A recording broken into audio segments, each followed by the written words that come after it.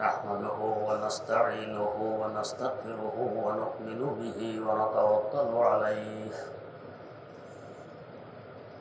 ونعوذ بالله من شرور أنفسنا ومن سيئات أعمالنا من يهده الله فلا مضل له ومن يضلله فلا هادي له ونشهد أن لا إله إلا الله وحده لا شريك له ونشهد أن سيدنا ونبينا ومولانا محمدا عبده ورسوله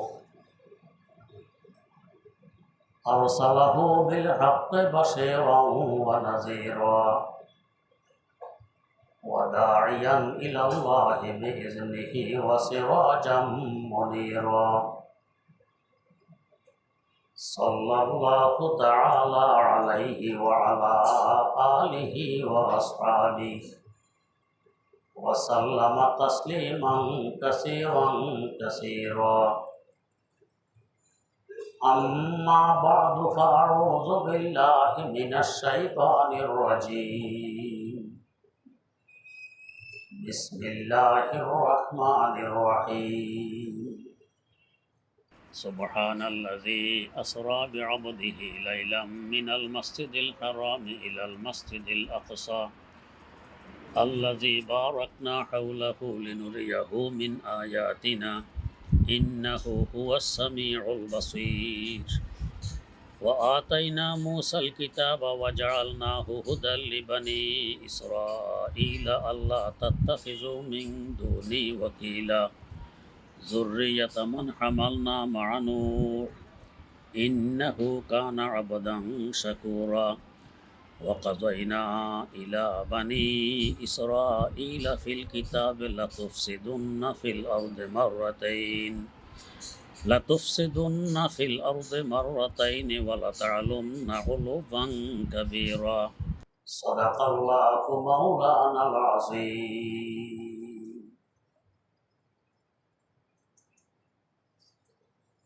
সূরা ইসরার শুরু থেকে তেলাওয়াত করা হয়েছে।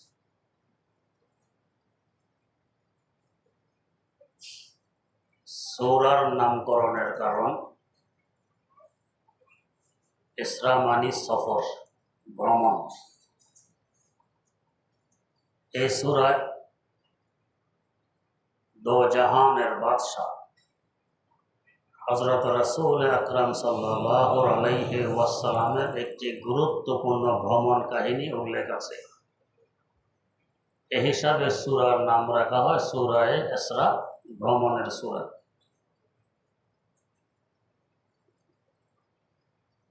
ভ্রমণ দিনেও হয়, রাতেও হয়। দিনের ভ্রমণকে সাধারণত ইসরা বলা হয় না, সফর বলা হয়। রাতের ভ্রমণকে বলা হয় ইসরা। হুজুর সাল্লাল্লাহু আলাইহি ওয়াসাল্লামের গুরুত্বপূর্ণ ভ্রমণটি সংঘটিত হয়েছিল রাতে, তাই একে বলা হয় ইসরা। মক্কায় মুকাররমা থেকে শামের বাইতুল মুকাদ্দাস পর্যন্ত এই সফর কোরআন দ্বারা প্রমাণিত। এই সফরকে বলা হয় ইসরা। যদি কেউ এটাকে অস্বীকার করে, ঈমান থাকবে না। বাইতুল মুকাদ্দাস থেকে নিয়ে সিদরাতুল মুনতাহা পর্যন্ত, এটাকে বলে আরশে মুআল্লা পর্যন্ত, এটা সিদরাতুল মুনতাহা পর্যন্ত, এটাকে বলে মেরাজ। মেরাজের আবেদনিক অর্থ হলো সিঁড়ি। মানুষ সিঁড়ি বেয়ে উপরে ওঠে, সিঁড়ি বেয়ে নিচে নামে। তো বাইতুল মুকাদ্দাস থেকে সিদরাতুল মুনতাহা পর্যন্ত সফর হয়েছে সিঁড়ির মাধ্যমে, তাই ওই সফরের নাম হলো মেরাজ। সিদরাতুল মুনতাহা থেকে আরশে মুআল্লা পর্যন্ত এটা হয়েছে রফরফের মাধ্যমে। শুরু থেকে শেষ পর্যন্ত পুরোটাকে অনেক সময় ইসরা বলা হয়, আবার পুরোটাকে মেরাজ বলা হয়। যেমন আরবের জমিন 3 ভাগে বিভক্ত, আমাদের বাংলাদেশের জমিন 6 ভাগে বিভক্ত। সবচেয়ে উঁচু ভাগ, উঁচু এলাকা নওগাঁ, পোরশা ইত্যাদি এলাকা, ওই ভাগের নাম হলো বরেন্দ্র। এরকম আরবের জমিনও 3 ভাগে বিভক্ত। পূর্ব দিক সবচেয়ে উঁচু এলাকা, যেখানে বর্তমান আরবের রাজধানী রিয়াজ, এই এলাকাকে বলা হয় নজদ। একেবারে নিচু এলাকা হলো পশ্চিম প্রান্ত, লোহিত সাগরের কূলের এলাকা নিচু, এই এলাকাকে বলা হয় তেহামা। আর মধ্যবর্তী এলাকা একেবারে উঁচুও নয়, একেবারে নিচুও নয়, নিচু আর উঁচু 2 এলাকার মাঝামাঝি অবস্থা, এটাকে বলা হয় হেজাজ। কিন্তু সাধারণত পুরা আরবকে একসাথে হেজাজ বলে দেয়া হয়, অথচ হেজাজ পুরো এলাকার নাম নয়। নজদ এবং তেহামার মধ্যবর্তী এলাকার নাম হলো হেজাজ। তো যেরকম পুরা আরবকে মধ্যভূমির নাম হিসাবে হেজাজ বলে দেয়া হয়, এরকম ভাবে হুজুরের সফরটা 3 ভাগে বিভক্ত, সকল ভাগকে একসাথে মেরাজ বলে, ইসরাও বলে। মেরাজের ঘটনাটির গুরুত্ব কি পরিমাণ, এটা বোঝার জন্য এর আগের তায়েফের ঘটনা বুঝে নিলে মেরাজের ঘটনা বুঝতে সুবিধা হবে। আরবিতে একটি প্রবাদ আছে, তোরাফুল আশিয়া ও বে আজদাদিহা, বিপরীত বস্তুর মাধ্যমে বস্তু চিনতে সুবিধা হয়। রাত যদি না থাকতো দিন চিনতাম না, দিনের মর্ম বুঝতাম না। দিন না থাকলে রাতের গুরুত্ব বুঝতাম না। অসুস্থতা না আসলে সুস্থতা যে কি নিয়ামত বুঝতাম না। উল্টা বস্তু দিয়ে বুঝতে সুবিধা। মেরাজ এটা বুঝতে হলো তার উল্টা বস্তু ঘটে গেছে, এর আগে ওইটা আগে বুঝে নিলে মেরাজ বুঝতে বেশি সুবিধা হবে। সেটা হলো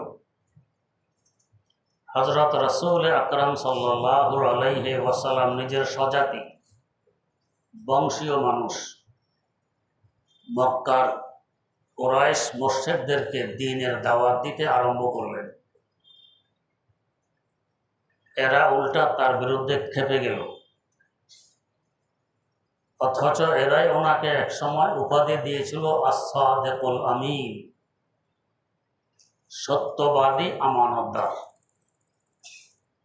আলালের ঘরের দুলাল মনে করত, মাথায় নিয়ে হাঁটত। হকের আওয়াজ যখন তুললেন, বিরুদ্ধাচরণ আরম্ভ করে দিল। হুজুর ভাবলেন, এরা তো আমার কথা শুনল না। আমার শিশুকাল কাটিয়েছে তায়েফে, আমার দুধ মায়ের এলাকা, ওখানে গিয়ে দাওয়াত দিলে হয়তো এরা শুনবে। এই আশায় তিনি তার গোলাম হযরত যায়েদ বিন হারেসা রাদিয়াল্লাহু আনহুকে সাথে নিয়ে তায়েফের সফর করলেন। যায়েদ বিন হারেসা তার সফর হজরের সাথী। এর এক আশ্চর্য ঘটনা, যায়েদ বিন হারেসা গোলাম ছিলেন না, ছিলেন মুক্ত, আজাদ। উনি ওনার আম্মার সাথে নানার বাড়ি বেড়াইতে আসেন। রাত্রে অতর্কিতভাবে নানার দুশমনেরা আক্রমণ করে কিছু লোকজনকে মেরে ফেলে, কিছু লোকজনকে বন্দী করে নিয়ে যায়। বন্দীদের মধ্যে হযরত যায়েদ বিন হারেসাও ছিলেন। ছোট বয়স, এরপরে গোলাম বলে তাকে বিক্রি করে দেয়। এদিকে ওনার আব্বা ছেলের খোঁজে, ছেলের শোকে কাঁদতে কাঁদতে চোখের জ্যোতি হারিয়ে ফেলেছেন। কোথাও খোঁজ পাচ্ছিলেন না ছেলে কি জিন্দা আছে না মারা গেছে। কয়েক বছর পর তাদের এলাকার লোকেরা হজ করতে আসে মক্কায়ে মুকাররম। ইসলামের আগেও হজের কথা ছিল। এরা হজ করতে এসে হযরত যায়েদকে দেখে ফেলে। আর যায়েদ এখানে আসলো কিভাবে? যেহেতু তাকে গোলাম বলে বিক্রি করে দেওয়া হয়েছে, এভাবে বিক্রি হতে হতে হতে হতে এক সময় মক্কার বাজারে ওঠে বিক্রির জন্য। ওই সময় ঘটনাক্রমে হযরত খাদিজাতুল কুবরা রাদিয়াল্লাহু তাআলা আনহা একজন লোক পাঠালেন বাজারে একটি গোলাম খরিদ করার জন্য। ওনার লোক দিয়ে হযরত যায়েদকে খরিদ করে নিয়ে আসে। এখন যায়েদ হযরত খাদিজাতুল কুবরা রাদিয়াল্লাহু তাআলা আনহার গোলাম। হযরত খাদিজা এই গোলাম বুঝে নিয়ে রাসূলুল্লাহ সাল্লাল্লাহু আলাইহি ওয়াসাল্লামকে দান করে দেন তার খেদমতের জন্য। হযরত যায়েদ বিন হারেসার কপাল খোলে। এখন দোজাহানের বাদশার খাদেম, সোজা কথা, দোজাহানের বাদশার খাদেম হওয়া কি সোজা কথা? আল্লাহ, কত বড় ভাগ্য। এই সুবাদে তিনি এখন মক্কায়ে মুকাররমা বসবাস করেন রাসূল আকরাম সাল্লাল্লাহু আলাইহি ওয়াসাল্লামের সান্নিধ্যে এসে। তার এলাকার লোকেরা হজ করতে এসে তাকে দেখে চিনি ফেলে, এই তো মনে হয় যায়েদ। কাছে গিয়ে জিজ্ঞেস করলো, বেটা তোমার নাম কি? আমার নাম যায়েদ। দেশের বাড়ি কোথায়? অমুকখানে। দেখা যায় ঠিক হইতো, এই তো যায়েদ। বলল, তোমার আব্বা তোমার শোকে কাঁদতে কাঁদতে চোখের জ্যোতি হারিয়ে ফেলেছে, এ পর্যন্ত তোমার কোনো খোঁজ পাননি তিনি। তুমি জীবিত আছো নাকি মারা গেছো? চলো আমাদের সাথে দেশে। এই সুযোগ পেলে আমরা তো দৌড় দিতাম। হযরত যায়েদ বললেন, কি আপনাদের সাথে আমি যাব না, তবে আমার একটি পয়গাম আর সংবাদ পৌঁছাই দিবেন আমার আব্বা আম্মাকে, আমার সজাগ। কি পয়গাম? আহিন্না ইলা কওমি ওয়ালাউ কুনতু নাইয়া, আহিন্না ইলা কওমি ওয়ালাউ কুনতু নাইয়া বিআন্নি কাতিনুল বাইতি ইনদাল মাশাইরি, বিআন্নি কাতিনুল বাইতি ইনদাল মাশাইরি। আমার পিতামাতাকে, আমার দেশবাসীকে আমার সংবাদ পৌঁছাবেন কি? আমি বাইতুল্লাহ শরীফের আশেপাশে থাকি। বিআন্নি কাতিনুল বাইতি ইনদাল মাশাইরি, আমি বাইতুল্লাহর মুজাহির। এই সংবাদটা পৌঁছে দেয়। ওনারা হজ শেষে দেশে গিয়ে তার আব্বাকে এই সংবাদ পৌঁছে দেন। আব্বা আপন ছোট ভাইকে সাথে নিয়ে ছুটে আসলেন মক্কায়ে মুকাররম। খোঁজ নিলেন মোহাম্মদ বিন আবদুল্লাহ কে। খোঁজ নিয়ে ওনাকে খুঁজতে খুঁজতে পেলেন হাতিমে কাবায় বসা। বাইতুল্লাহ শরীফের উত্তর পাশে অর্ধচাঁদের ন্যায় ঘেরাও করা অংশ হাতিমে কাবা। তবে আমরা যারা হজ করতে যাই, হাতিমে নামাজের ফজিলত আর বাইতুল্লাহ শরীফের ভিতরে নামাজের ফজিলত এক, কোনো ব্যবধান নেই। যতটুকু এরিয়া নিয়ে ঘেরাও করা আছে পুরোটা কিন্তু হাতিম নয়। বাইতুল্লাহ শরীফের ওয়াল থেকে মাত্র 6 হাত হইল হাতিম, এটা বাইতুল্লাহর অংশ। ওয়াল আরো দূর দিয়ে দেওয়া আছে। নামাজ পড়লে চেষ্টা করব 6 হাতের ভিতরে করতে, 2 সফের ভিতরে। তো হুজুরকে পাইলেন হাতিমে কাবায় বসা। হযরত যায়েদের আব্বার চাচা হুজুরের সাথে সাক্ষাৎ করে প্রথমে প্রশংসা করলেন। আমরা শুনেছি আপনি কুরাইশ বংশের সর্বোত্তম শাখার মানুষ, আপনার নরম দিলের মানুষ, আপনার দান খয়রাতের কথা প্রসিদ্ধ, আপনার আখলাক চরিত্র প্রসিদ্ধ।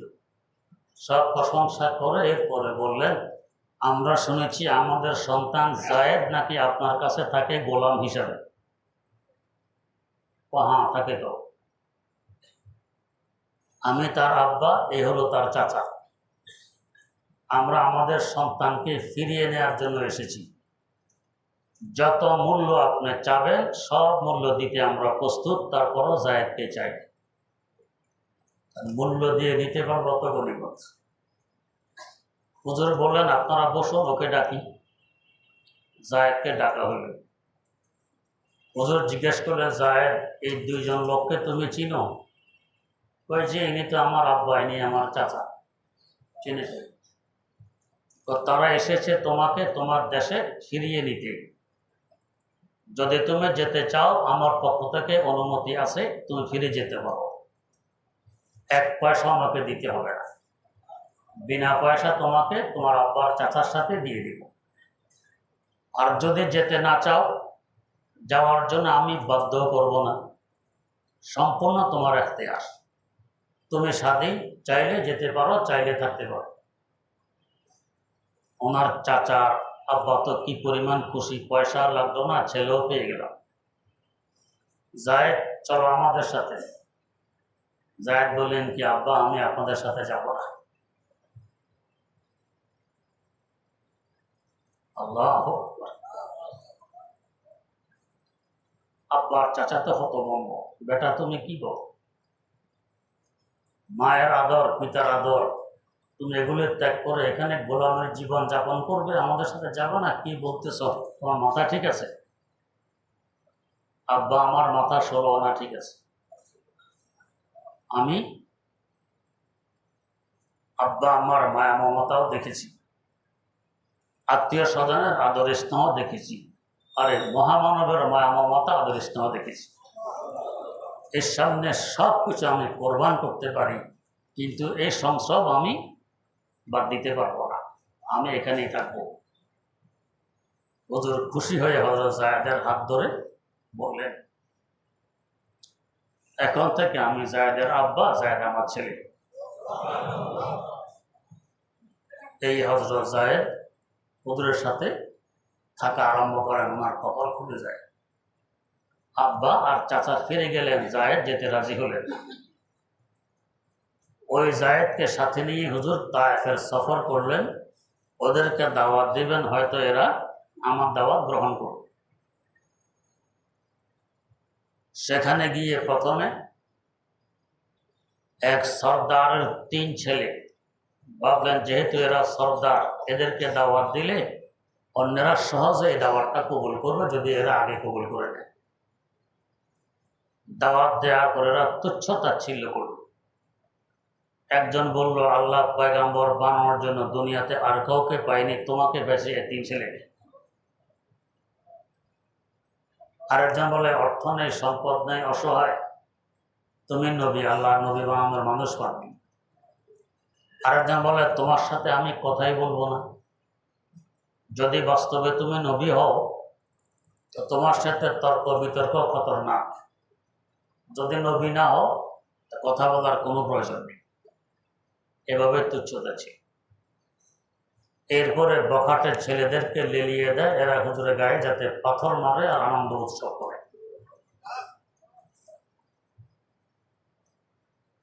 শুরু হয়ে গেল।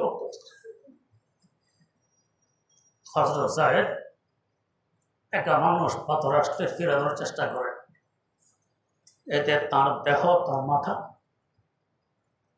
জখম হয়ে যায়, রক্তাক্ত হয়ে যায়। রাসূলুল্লাহ সাল্লাল্লাহু আলাইহি ওয়াসাল্লাম গায়েও পাথর পড়তে থাকে। হুজুর ক্লান্ত হয়ে বসে পড়লে বখাটের ছেলেরা 2 বাহু ধরে দাঁড় করে, আবার পাথর মা। এভাবে রক্ত বেয়ে পড়তে আরম্ভ করে। তার দেহ মোবারক জুতোর সাথে পা আটক হয়ে যায়, রক্ত জমাট হয়ে। এই সময় গায়ের চাদর চিরে চিরে হুজুর রক্তগুলো মুছতেছেন, মাটিতে পড়তে দিতেছেন না। হযরত জায়েদ বললেন, হুজুর রক্ত ছেড়ে দিলে ব্যথা কম হবে, আটকিয়ে রাখতেছেন, বান্ধিয়ে রাখতেছেন, ব্যথা বেশি হবে। জবাব দিলেন কি, যারা রক্তাক্ত করতেছেন তাদের জন্য চিন্তা করতেছেন একজন পয়গম্বর রক্ত জমিনে পড়লে জমিনে কিয়ামত পর্যন্ত কোনো শস্য উৎপাদন হবে না, এলাকাবাসীর কষ্ট হবে।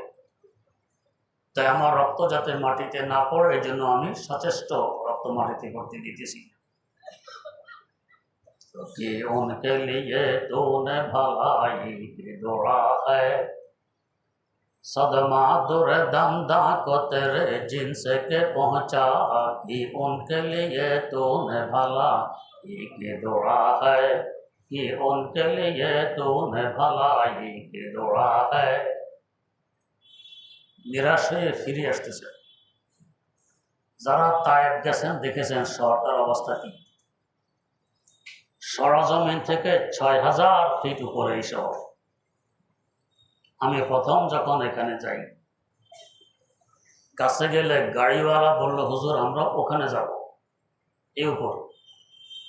আমি প্রথমে ভেবেছি মনে হয় আমার সাথে মজাক করে, এখানে যাওয়া কি আদৌ সম্ভব হবে। ঠিক হয়ে পরে দেখতেছি গাড়িতে উঠতে আরম্ভ করল। এই পাহাড় ঘুরে ঘুরে উঠতে 13 থেকে 14 কিলোমিটার ঘুরতে হয়, তারপর উপরে উঠা হয়। ৬,০০০ ফিট উপরে হলো এই শহর। এখন তো আমরা গাড়িতে উঠে 13-14 কিলোমিটার পথ অতিক্রম করে, হুজুর তো পায়ে হেঁটে উঠছিলেন। কি কোরবানি দিনের জন্য, কিভাবে তখন উঠলেন, এটা আমাদের কল্পনার বাইরে বুঝে আসা। কিন্তু সেখানে তারা এই ব্যবহার করল। ফিরে আসার পথে আব্দাস নামক এক গোলাম, উতবা সাহেবার বাগান পড়ে পথে, গোলামে বাগানের পাহাড় দাঁড়িতে থাকে। সে ছিল খ্রিস্টান। এখানে একটি গাছের ছায়া, হুজুর একটু বসে পড়বে। আব্দাস ছুটে আসলো। এসে সে তো যেহেতু খ্রিস্টান, আহলে কিতাব, কিছু বুদ্ধি শুদ্ধি আছে, ধরতে পারল তিনি তো সত্য নবী। হাতে পায়ে চুমু খেলেন, সাক্ষী দিলেন আপনি সত্য নবী, আশহাদু আল্লা ইলাহা ইল্লাল্লাহ আন্নাকা মুহাম্মাদুর রাসূলুল্লাহ। ইসলাম গ্রহণ করেছে। মনের দূর থেকে দেখতেছে আব্দাস হাত পায়ে চুমু খেলো, কি যেন বলল। ফিরার পর জিজ্ঞেস করলো, ওর হাত পায়ে চুমু খেয়েছো কেন? কত সত্য নবী তাই খেয়েছি। সত্য নবী কয় হবে। যখন বদরের যুদ্ধে শরীক হইতে আসে অভ্যাসায়রা, আব্দাস তাদের পায়ে ধরে কাঁদছিল, মত তোমাদেরকে ডেকে নিয়ে যাচ্ছে বদরে, তোমাদের পায়ে ধরে তোমরা যাবে না। এক পয়গম্বরের মোকাবেলায় হাত ধরে কুলাইতে পারবে, এরা শোনে নেই। ঠিক হয়ে সেখানে গিয়ে জীবন হারাইছে, আর ফিরে আসতে পারেনি। ওই জায়গাগুলো এখনো চিহ্নিত আছে। কোথায় হুজুর বসে পড়েছিলেন, কোথায় হুজুরকে আক্রমণ করা হয়েছিল। প্রত্যেক জায়গায় প্রায় মসজিদ বানানো আছে এখন। আগে তো বোর্ড লাগানো ছিল না, এখন বোর্ডও লাগানো আছে, লেখা আছে কোথায় কি ঘটনা ঘটেছে। যাই হোক, এই যে হুজুরের সাথে এই ব্যবহার হইল, কেমন মন ভাঙার কথা, কেমন বেইজ্জত করার চেষ্টা তারা করেছিল। তুচ্ছতা ছিল, আবার বখাটে ছেলেদের মাধ্যমে আক্রমণ। আমার আল্লাহর বিধান, আল্লাহর নীতি যখন শেষ সীমায় পৌঁছে তখন আল্লাহ পাকের সাহায্য আসে। দুশ্মন যখন আহলে হকের বিরুদ্ধে শেষ সীমায় পৌঁছে, আহলে হককে বেইজ্জত করার শেষ সীমায় পৌঁছে, আল্লাহ পাক তখন আহলে হককে ইজ্জত দান করেন। রাসূল আকরাম সাল্লাল্লাহু আলাইহি ওয়াসাল্লামকে এরা শেষ সীমায় পৌঁছেছে, দুঃখ কষ্ট লাঞ্ছনা নিয়ে। আল্লাহ রাব্বুল আলামিন তাকে উচ্চ মর্যাদায় আসীন করার লক্ষ্যে নিয়ে গেলেন মেরাজে আরশে মুআল্লা পর্যন্ত, যার উপর আর উপর নেই। মেরাজের প্রেক্ষাপট রাসূল আকরাম সাল্লাল্লাহু আলাইহি ওয়াসাল্লামের মেরাজ আশ্চর্যতম একটি ঘটনা। আরবরা আশ্চর্য হলে সুবহানাল্লাহ, তাসবিহ পড়ে, আমরাও পড়ি। তবে আমরা আগেতে অনেক সময় আরে বলি, আরে সুবহানাল্লাহ, অথবা কেউ শুধু সুবহানাল্লাহ বলি। কি সুন্দর দেখায়, কত উঁচু বিল্ডিং, কত সুন্দর বাড়ি, সুবহানাল্লাহ। আমি যে আশ্চর্য এটা বুঝাই সুবহানাল্লাহ শব্দ দিয়ে। মেরাজের ঘটনা অত্যাশ্চর্য। আল্লাহ পাক নিজে সুবহানাল্লাহ দিয়ে শুরু করছেন, তার মানে আশ্চর্যতম ঘটনা। সুবহানাল্লাযী আসরা, এখানে বোঝার বিষয় কেন আল্লাহ পাককে আশ্চর্য বোঝানোর জন্য সুবহানাল্লাহ দিয়ে শুরু করলেন। আল্লাহ পাক তো আলিমুল গায়ব, ভবিষ্যতে মেরাজ সম্পর্কে কে কি মন্তব্য করবে না করবে সব তার জানা আছে, কারণ তিনি তো ফরদুন সামাদুন আন সিফাতিল খালকি বারিউন রব্বুন আযালিয়্যুন খালাকাল খালকা কামালা লা জিদ্দা ওয়ালা নিদ্দা ওয়ালা আদ্দালে মাওলা আল আনা কামা কানা ওয়ালাম ইয়ালকা যাওয়ালা আল আনা কামা কানা ওয়ালাম ইয়ালকা যাওয়ালা আলহামদুলিমান কাদ্দারা খায়রান ওয়া খাবালা ওয়া শুকরু লিমান সাওয়ারা হুসনা ওয়া জামালা ওয়া শুকরু লিমান সাওয়ারা হুসনা ওয়া জামালা। তার কাছে অতীত বর্তমান ভবিষ্যৎ সব এক সমান। আল আনা কামা কানা ওয়া লাম ইয়ালকা যাওয়ালা, সব সমান। তিনি তো জানেন এক সময় এক সম্প্রদায় হুজুরের সশরীরের মেরাজকে অস্বীকার করবে। এরা বলবে মেরাজ হয়েছে স্বপ্নযোগে, মুসলমান দাবি করে। আর যারা অমুসলিম এরা তো পুরোটা অস্বীকার, কিসের আবার মেরাজ, মানুষের পক্ষে আকাশে ওঠা কি সম্ভব, এরা পুরোটা অস্বীকার করে। আর মুসলমান নামধারী এক সম্প্রদায় তো মেরাজ হয়েছে যেহেতু আছে কোরআন শরীফে, আছে হাদিস শরীফে, অস্বীকার করা যায় না, তবে হয়েছে স্বপ্নযোগে। স্বপ্নযোগে যদি মেরাজ হয়ে থাকে আশ্চর্যের কিছু হইল, স্বপ্ন তো মানুষ কত কিছুই দেখে। আমার মতো আদানা একজন আল্লাহর বান্দা দেখতেছি সাগরের উপর দিয়ে বিশাল এক নৌকা যুগে আমি যাচ্ছি। সাগরের মধ্যখানে নৌকা বাঁধার দরকার, নৌকাও বিশাল নৌকা, কি জাহাজ বাঁধার দরকার। সাগরের মধ্যে তো কুলকি যারা নেই, বাঁধব কোথায়? আমি নিজে হাত লম্বা করে আকাশের মধ্যে একটি খুঁটা গাড়লাম, গেড়ে নৌকার কাছেই সেই খুঁটার সাথে বেঁধে দিলাম। এখন আর স্রোতে এদিক সেদিক নিতে পারতেছে না। তো আকাশের সাথে খুঁটা গেড়ে নৌকা বাঁধা আশ্চর্য ব্যাপার না? স্বপ্ন, কিসের আশ্চর্য? আপনে হলে তো অনেক আশ্চর্য হইতো, স্বপ্ন হলে কিসের আশ্চর্য? যদি স্বপ্ন যোগে হইতো তাহলে আশ্চর্যের কিছু হইতো না। আল্লাহ পাক বুঝাইলেন যে না, হুজুরের মেরাজ সশরীরে হয়েছে, শুধু স্বপ্ন যোগে নয়। এই জন্য সুবহানাল্লাহ দিয়ে শুরু, এটা আশ্চর্য ব্যাপার। স্বপ্ন যোগে হলে আশ্চর্যের কিছু হইতো না। কেউ বলে এমনি রুহানিভাবে হয়েছে, দৈহিকভাবে হয়নি। আল্লাহ পাক খণ্ডন করলেন প্রথমে সুবহানাল্লাহ দিয়ে। রুহানিভাবে হলে এটা আশ্চর্যের কিছু নয়, বরং নবী কেন উম্মতরা রুহানিভাবে আরও উপরও সফর করতে পারে।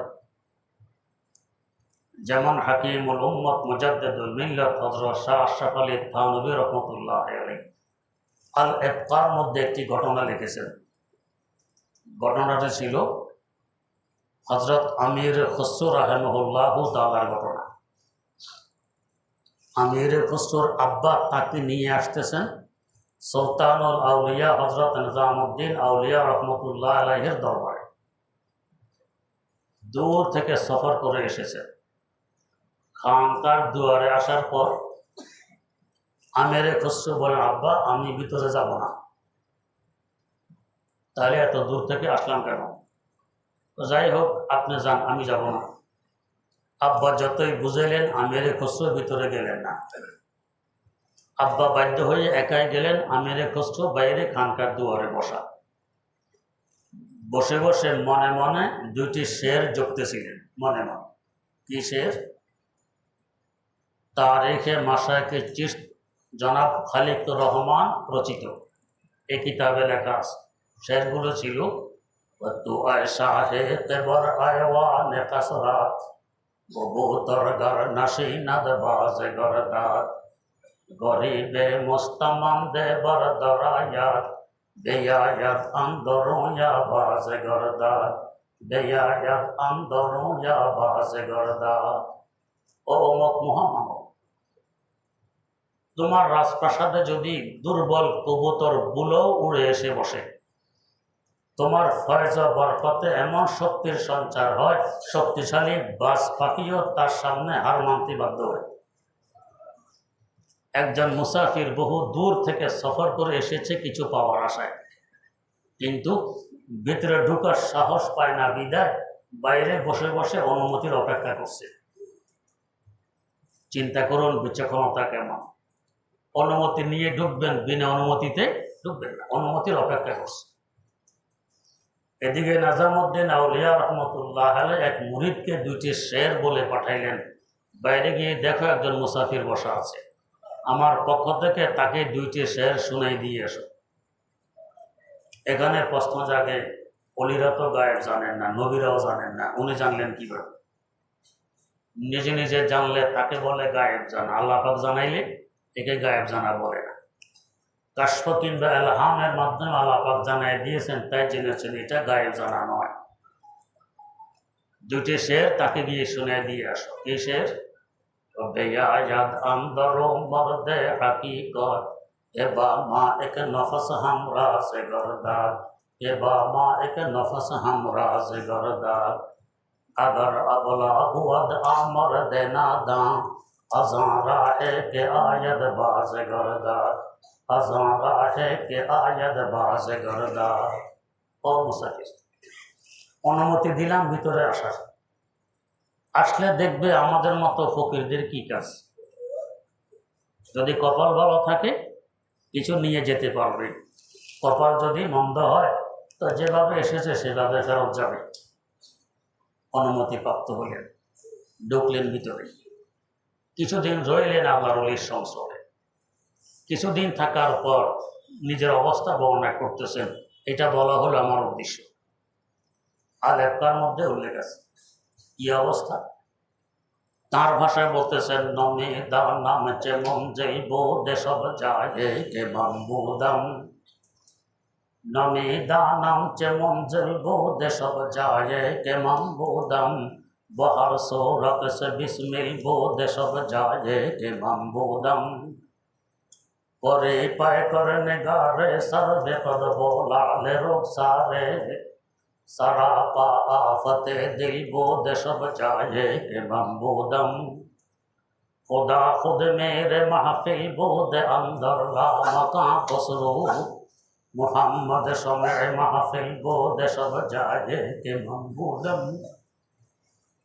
আমার শেখ মুর্শিদ হযরত নিজামউদ্দিন আউলিয়া রহমতুল্লাহ আলাইহির ফয়েজ নিয়ে আমি একদিন মোরাকাবায় বসি। এই মোরাকাবায় রুহানিভাবে আমি এমন এক জায়গায় পৌঁছে যাই, নিজেও চিনতে পারলাম না জায়গাটি কোন জায়গা। নমে দানাম চেমন জেলবো দেশব যায় কেমাম বোদাম। সেখানে গিয়ে দেখি শত নয়, হাজার নয়, লক্ষ কোটি মানুষ পাখির গলায় ছুরি চালাইয়ে ছেড়ে দিলে যেভাবে ছটপট করে লাফালাফি করে, মানুষগুলো এভাবে ছটপট করছে, লাফালাফি করছে। আশ্চর্য হলাম, এটা কোন জায়গায়, এরা এমন করতেছে কেন? কারণ বোঝার জন্য, দেখার জন্য চেষ্টা করছি। ডান দিক দিয়ে পা বাড়াইলে এক মহামানব পরীর মতো সুন্দর এসে বাধা সৃষ্টি করে, খবরদার আমি রে কসু, এদিকে আসার অনুমতি তোমার নেই। বাম দিক দিয়ে পা বাড়াই, দেখার চেষ্টা করি, উনি এখান দিয়ে এসে আবার বাধা দেয়, খবরদার এদিকেও আসার অনুমতি নেই। আমার চেষ্টা প্রচেষ্টা চলছে দেখার জন্য, বোঝার জন্য, ওনার চলছে বাধা দেওয়ার জন্য। সরাপা আফতে দিল বো দেশব যায় কে বাম্বুদম। যেন আমার পুরো অবস্থাটা এই মুসিবত হয়ে ফিরে দাঁড়ায়। এভাবে চেষ্টা প্রচেষ্টা চলছে, এর মধ্যেই আমি সব বুঝে ফেললাম কোথায় আসলাম, এরা কারা। তখন আমি দেখতেছি খোদা খুদ মেরে মাহফিল বোধ অন্দর মতা কসরু खुदा खुद मेरे महफिल बोद अंदर ला मका खसरो मोहम्मद शमेर महफिल बोद। আমি দেখি আমি এখন জমিনে নেই, আমি কোনো আকাশে নেই, সিদরাতুল মুনতাহাও নেই, আমি আরশে মাওলার উপরে রুহানিভাবে আল্লাহর আশিকার প্রেমিকদের মাহফিল চলতেছে। खुदा खुद मेरे महफिल बोद अंदर ला मका खसरो। আরশের মাওলার উপরকে বলা হয় লা মকা। ওই মাহফিলের সভাপতিত্ব করতেছেন স্বয়ং আল্লাহ রাব্বুল আলামিন। মোহাম্মদ সমের মাহফিল বো যেসব যায় কে মাহমুদাম। আলো দান করতেছেন আমাদের নবী, নবীদের নবী, শেষ নবী সরওয়ারে কায়নাত হযরত মুহাম্মদ রাসূলুল্লাহ সাল্লাল্লাহু আলাইহি ওয়াসাল্লাম। যদি রুহানিভাবে হুজুরের মেরাজ হয়, এটা আশ্চর্যের কি, উম্মত রুহানিভাবে সেখানে পৌঁছে, আরশের মাওলার উপরেও পৌঁছে। खाकी है मगर ताकत परवाज़ है हमको, खाकी है मगर ताकत परवाज़ है हमको, एक आन में उड़ जाते हैं हम अर्श बरी पर, एक आन में उड़ जाते हैं हम अर्श बरी पर। মাটির পুতুলা তো ঠিক, কিন্তু আল্লাহ রাব্বুল আলামিন রুহানি শক্তি এমন দান করেছেন, যদি শক্তিটা আমি নিজ কর্মদোষে নষ্ট না করি তাহলে এক মুহূর্ত লাগে না আরশে মাওলা বেদ করে লাও মকানে পৌঁছতে। উম্মত যদি রুহানিভাবে আরশে মাওলার উপরে পৌঁছতে পারে, রাসূলের মেরাজ হলো রুহানিভাবে, আশ্চর্যের কি হইল? তাই মেরাজ রুহানিভাবে নয়, শুধু মেরাজ হয়েছে শ্বশুর। রাওয়ায়াতে আছে হুজুরের এভাবে মেরাজ হয়েছে মোট 36 বার। একবার শ্বশুরের, বাকি 35 বার রুহানিভাবে। 35 বার রুহানিভাবে, একবার শ্বশুরের, ওইটা আল্লাহ এখানে উল্লেখ করতেছেন। তাই আশ্চর্য যাতে আমরা হই আশ্চর্য ঘটনা সুবহানাল্লাহ দিয়ে শুরু করলে। 2 নম্বর কথা, যদি এটা অসম্ভব হয়, যারা অস্বীকার করে শ্বশুরের মেরাজকে তারা বলে এটা অসম্ভব। আমাদের প্রশ্ন, এই সফর কি হুজুর নিজে করছেন না আল্লাহ পাক করাইছেন? করেছেন। নিজে করলে না সম্ভব অসম্ভবের প্রশ্ন, আল্লাহ করালে সেখানে অসম্ভবের কিছু আছে? ইন্নাল্লাহা আলা কুল্লি শাইইন কাদির, তার কাছে সবই সম্ভব। তার তো অবস্থা হইল মুরদারা ও যাব বক্সাদ সিন্দারা ভেজা কুনার কাদর কুদরত উদারদ হরচে খাদ আকুনাদ মুরদারা ও যাব বক্সাদ সিন্দারা ভেজা কুনার। তিনি তো সবই পারেন, তো মেরাজে তো তিনি নিয়ে গেছেন, অসম্ভবের কি আছে এখানে? এখন যে আল্লাহ আপনাকে এখান থেকে এক মুহূর্তে আমেরিকা নিয়ে যায়, অসম্ভবের কিছু আছে? নিজে গেলেই না অসম্ভব, আল্লাহ নেই। আল্লাহ বলছে আল্লাহ যে আসরা, ওই আল্লাহর পবিত্রতা বর্ণনা করছে যে আল্লাহ হুজুরকে সফর করাইলেন। হুজুর নিজে সফর করছেন এই কথা বলতেছেন না, আসরা আল্লাহ করাইছেন। আগে বলতেছেন বে আবদিহি, কাফের সফর করাইলেন তার বন্দাকে। আব্দ, আব্দ কাকে বলে? যার মধ্যে ইবাদত পাওয়া যায় তাকে বলে আব্দ। আমরা এক সময় ছিলাম শুধু রূহ জগতে, দেহ ছিল না, শুধু রূহ ছিল, সেখানে ইবাদতও ছিল না। আবার যখন রূহ দেহ ত্যাগ করবে আমরা হব লাশ, লাশের উপরে কোনো ইবাদত আছে? নেই। তো শুধু রূহের উপরে ইবাদত নেই, লাশের উপরেও নেই। ইবাদত কখন আসবে? রূহ এবং দেহ যখন একসাথে থাকে তখন ইবাদত হয়, একে বলবে আব্দ। আল্লাহ বলতেছেন বে আবদিহি, তার আব্দকে তিনি সফর করাইলেন। বোঝা গেছে শুধু রূহও নয়, শুধু দেহ নয়, রূহ এবং দেহ উভয়টা একসাথে ছিল, এই জন্য বে আবদিহি। এরপর তাদের পক্ষ থেকে আরো কিছু যুক্তি। উপরে আছে কোরআয়ে জামহারির, ঠান্ডার দেশ। এর উপরে আছে কোরআয়ে নার, আগুনের দেশ। উপরে আছে মধ্যাকর্ষণ, এগুলো পাড়ি দেয়া কল্পনা করা যায় না। অতএব শ্বশুরের মেরাজ হইলে হয় ঠান্ডায় শক্ত হয়ে মারা যেতেন, অথবা আগুনে গিয়ে জ্বলে পুড়ে বর্ষ হতেন, বদ্যাকর্ষণ পার হয়ে গেলে উপরের দিকে উঠতেন, নিচে আর নামা সম্ভব হতো না। হুজুর তো ফিরে এসেছেন, তো বোঝা গেছে সশরীরে হয়নি, রুহানিভাবে হয়েছে। এই প্রশ্নগুলোর কি জবাব আল্লাহ রাব্বুল আলামিন তৌফিক দিলে ইনশাআল্লাহ সন্ধ্যার মধ্যে সে হবে। সুবহানাল্লাহি ওয়া বিহামদিহি, সুবহানাকাল্লাহুম্মা ওয়া বিহামদিক, আশহাদু আল্লা ইলাহা ইল্লা আনতা আস্তাগফিরুকা ওয়া আতুবু ইলাইক।